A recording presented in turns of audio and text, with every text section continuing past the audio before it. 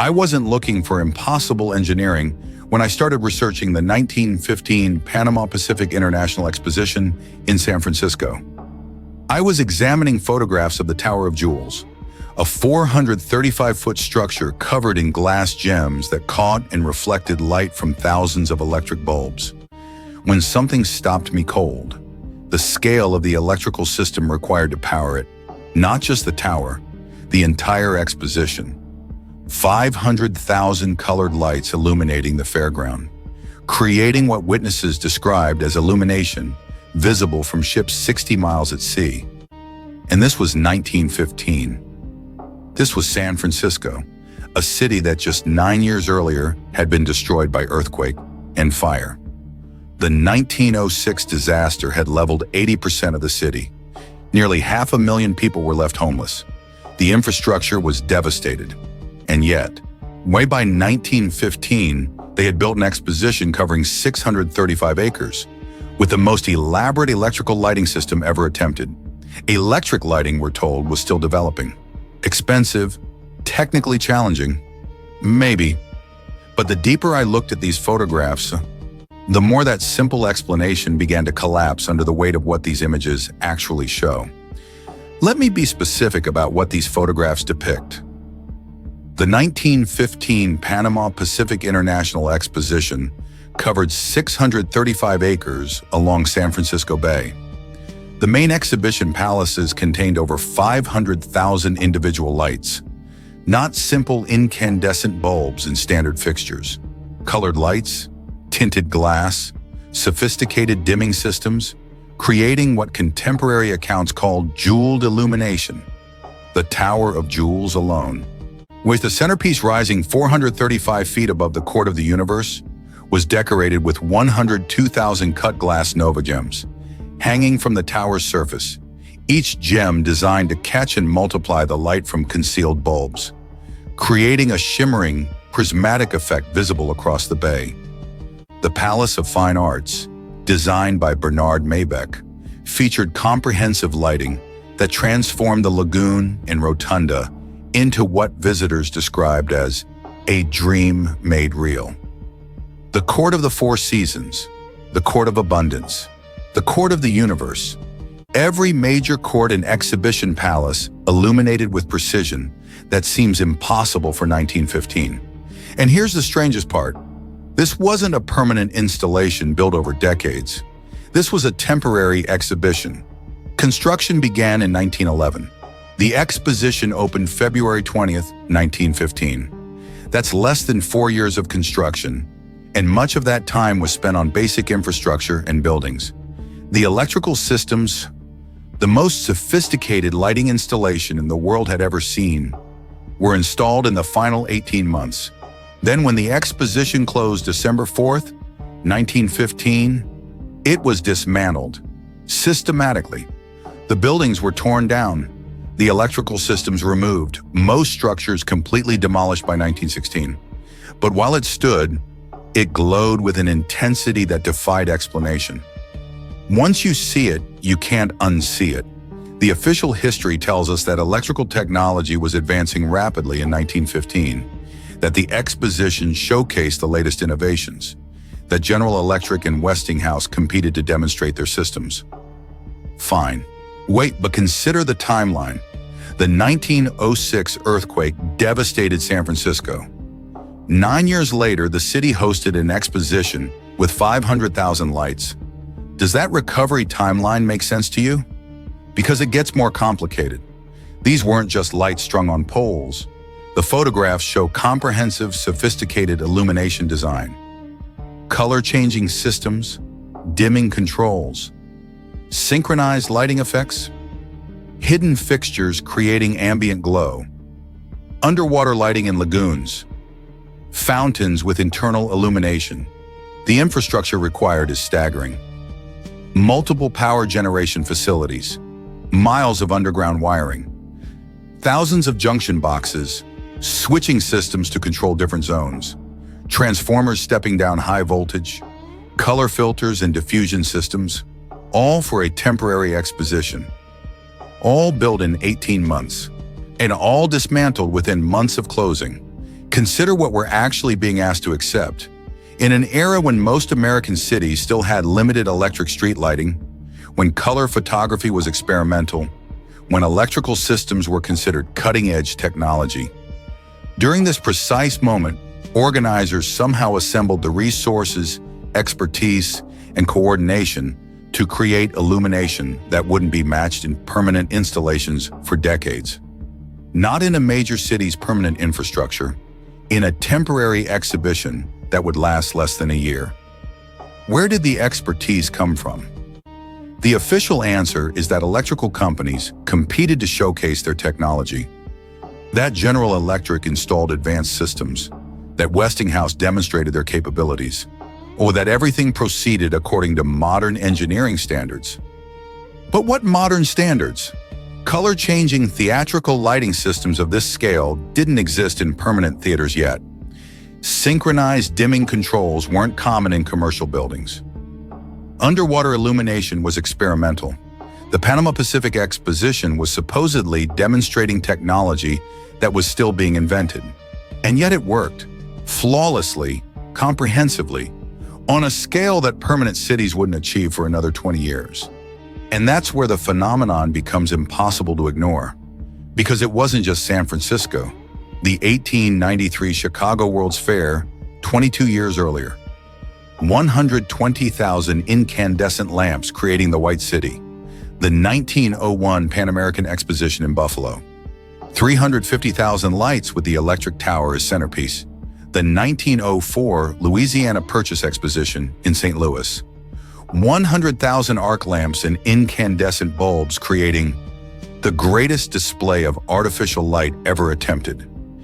Every major exposition from 1893 to 1915, the same pattern: temporary cities, massive electrical systems, comprehensive illumination beyond what permanent cities possessed, then systematic demolition. But it wasn't just America. The 1900 Paris Exposition Universelle, the palace of electricity generating power for the entire exhibition. Systems that French engineers operated but didn't fully understand. The 1908 Franco-British Exhibition in London. 120,000 lights transforming exhibition grounds. The 1910 Brussels International Exposition. 40,000 light bulbs in the Grand Palais alone. The 1911 Turin International Exposition. Comprehensive electric lighting throughout. The 1913 Ghent World's Fair. Advanced illumination systems. Every major fair, every exhibition, every World's Exposition from 1889 to 1915, the pattern repeats with unsettling precision. Temporary cities built in 18 to 36 months. Electrical illumination more sophisticated than permanent urban infrastructure. Then systematic demolition within months of closing. If you're just joining this investigation, I encourage you to look at these photographs yourself. They're not hidden. They're in archives, libraries, historical collections. Night photographs of the Panama-Pacific Exposition. Study the color of the lights. Consider the complexity. Ask yourself, does the official explanation satisfy you? Here's where we encounter what I call the coordination problem.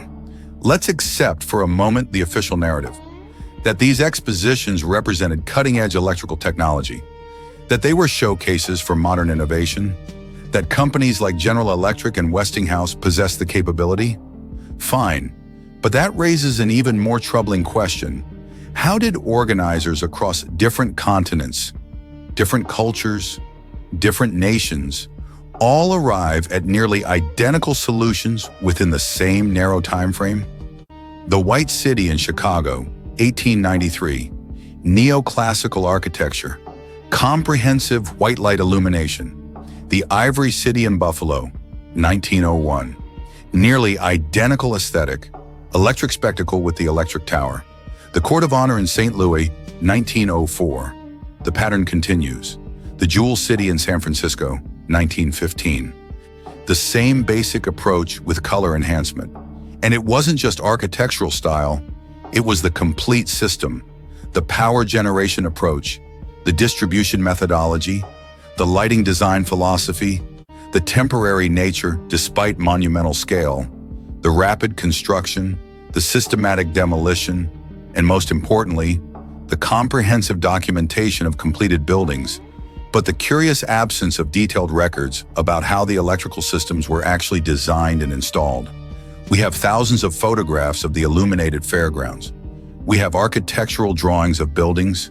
We have visitor accounts describing the spectacle.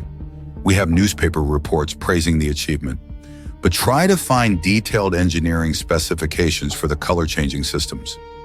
Try to locate training records for the electricians who installed 500,000 lights. Try to trace the manufacturing records for specialized colored bulbs and filters. Try to find maintenance logs showing how they kept the systems running. The evidence suggests something much larger than simple technological progress, and then they disappeared. Not gradually, not piece by piece, not repurposed or preserved. They were demolished systematically, completely. The Panama-Pacific Exposition, which cost over $50 million to construct, equivalent to over $1.5 billion today, was largely demolished between late 1915 and 1916. The Tower of Jewels was torn down. The palaces were dismantled. The electrical systems were removed. Only the Palace of Fine Arts remained, and even that fell into decay for decades before restoration. The vast majority? They're gone. The same pattern in Chicago, in Buffalo, in St. Louis, in Paris. These weren't primitive temporary structures. The photographs show massive exhibition palaces, ornate facades, sophisticated architectural details, many built with staff over steel frames, some incorporating concrete and more permanent materials. But the majority designed as temporary despite their monumental appearance. And here's where the narrative fractures completely. If you possess the capability to create these magnificent structures, if you had mastered sophisticated electrical systems, including color changing and dimming controls, if you had coordinated this globally across multiple continents, why make it all temporary? Why not build permanent installations that would last? The official answer involves costs, land use, the nature of expositions as temporary showcases, economic considerations, and maybe that's sufficient for you.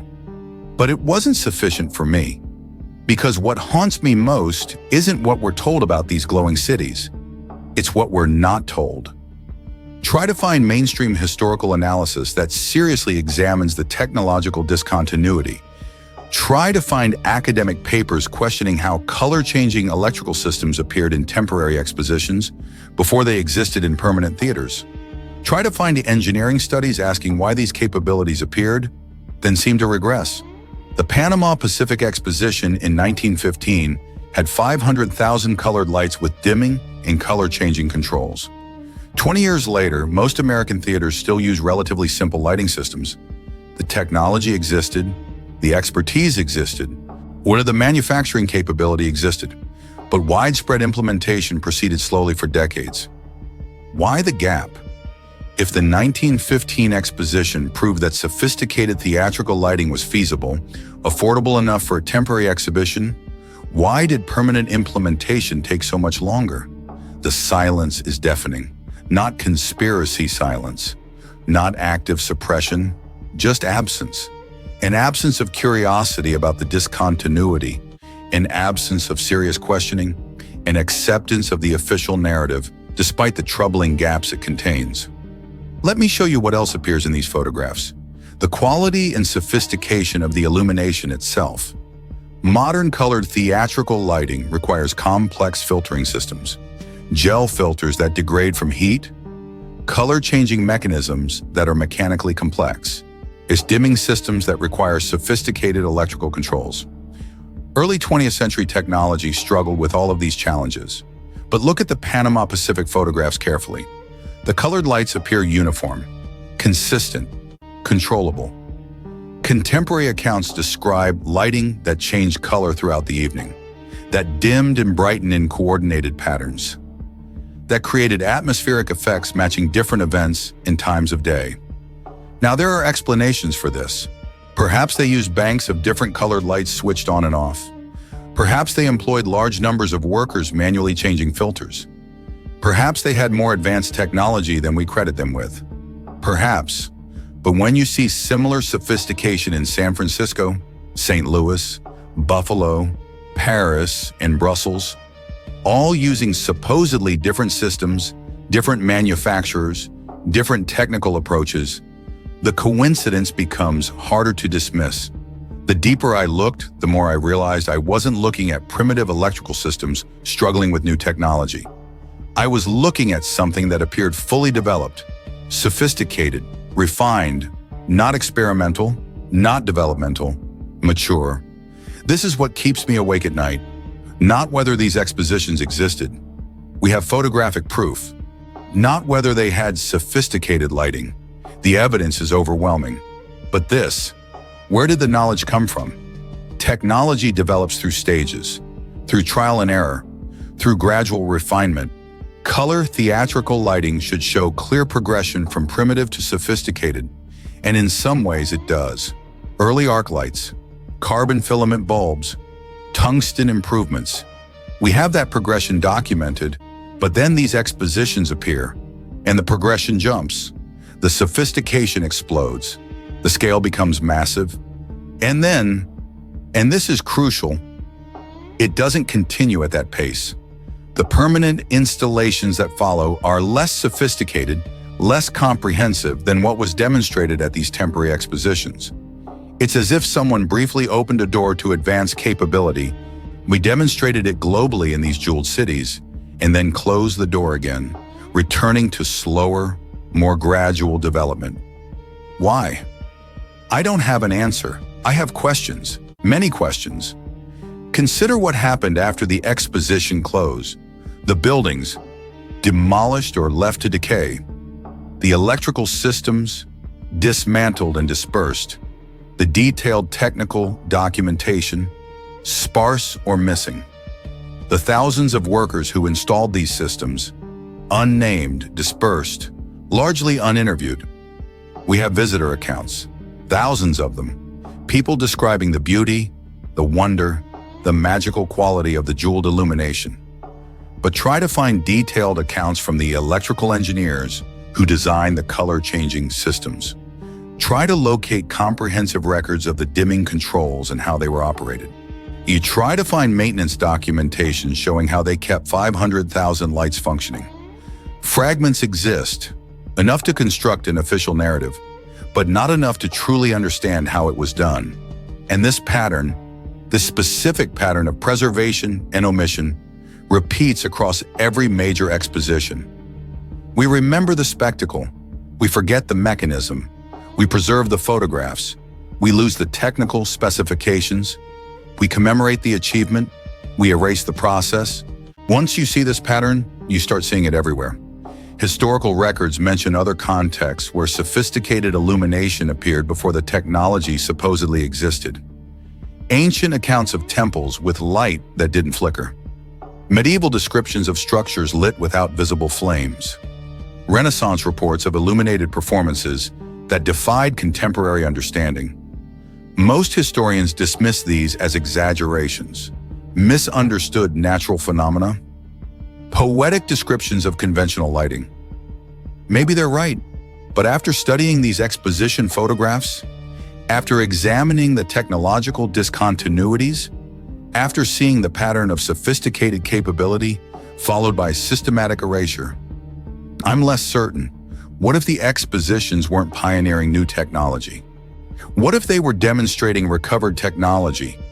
What if the knowledge existed before, was lost, was briefly recovered for these showcases, and then lost again?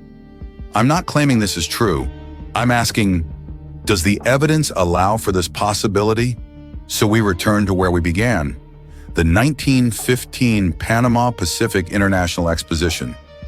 A jeweled city that blazed with 500,000 colored lights, installed in 18 months, operated for 10 months, then vanished. How was this possible? Not the simple mechanical answer. Electricity, generators, wiring, colored bulbs. I understand those components.